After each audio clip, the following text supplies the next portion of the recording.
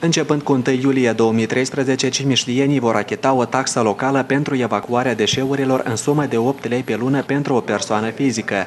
Decizia a fost luată la ultima ședință a Consiliului Orășanesc Cimișlia, deși încercări au fost făcute încă din anul trecut. Conform calculului elaborat de întreprinderea municipală Servicii Publice Cimișlia, mărimea taxei pentru evacuarea deșeurilor acoperă cheltuielile operaționale de întreținere, renovare și dezvoltare aferente serviciilor de colectare, stocare și recondiționare a deșeurilor. Până la urma urmei trebuie să stabilim și noi în sfârșit o taxă locală de care este nevoie pentru ca orașul Cimișlia să rămână în continuare un oraș curat, după părerea mea. Introducerea taxei de evacuare a deșeurilor a devenit necesară odată cu instalarea containerelor pentru colectarea deșeurilor menajere pe platforme, construite în cadrul proiectului implementat de Agenția de Dezvoltare Regională Sud.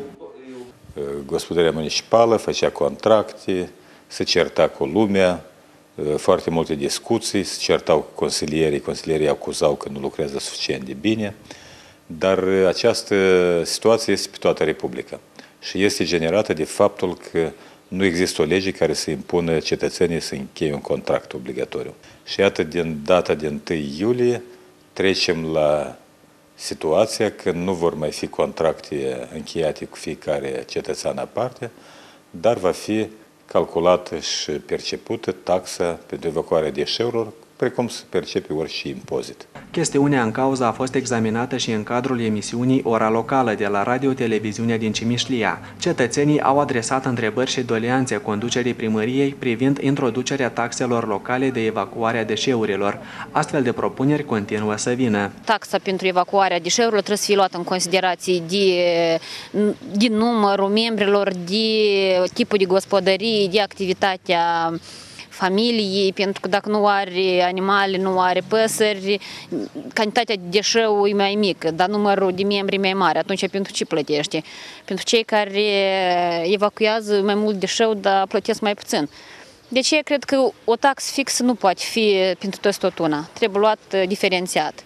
Chiar și dacă își pun de 8 lei de persoană, să și al puțin înconjurat, să și păzit, că nu dai câini saltări și mirul spinsat. Dacă nu, în capul satul să-l duc fiecare și să plătească acolo, plătește un 10 lei de familie și acolo altfel de-ar făcut. Taxa pentru evacuarea deșeurilor va disciplina populația și va menține orașul într-o stare satisfăcătoare. Totodată, din acești bani vor fi efectuate lucrări de amenajare a poligonului de stocare a deșeurilor din orașul Cimișlia și va fi extinsă prestarea serviciilor pe întreg teritoriul orașului, iar în perspectivă și în sate. Asta cam ar trebui, da 8 lei, așa cam de familie.